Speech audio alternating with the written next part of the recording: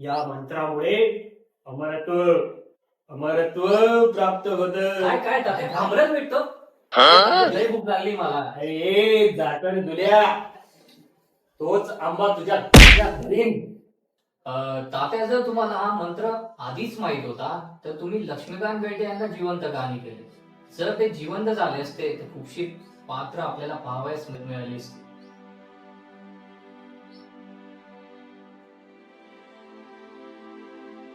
हे माझ्या हातात नाही होता.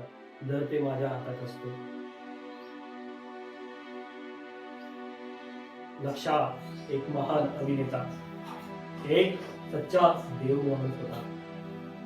अनेक किरदार त्याने अशी भूमिका निभवली, अशी रंगवली, श्रोत्यांमध्ये त्याचा दबदबा होता. कठीण आहे. त्याने स्वतःच्या स्वतःवर विनोद करून लोकांचं आयुष्य वाढवलं, पण स्वतःच मात्र. तात्या, आज मराठी सिनेमे डबकायला आले, ज्याने भारतात सर्वप्रथम चित्रपट सृष्टीची नीव राखली आणि आज कुठेतरी मराठी माणूस हरवलाय. तर तुमचं याबद्दल काय मत?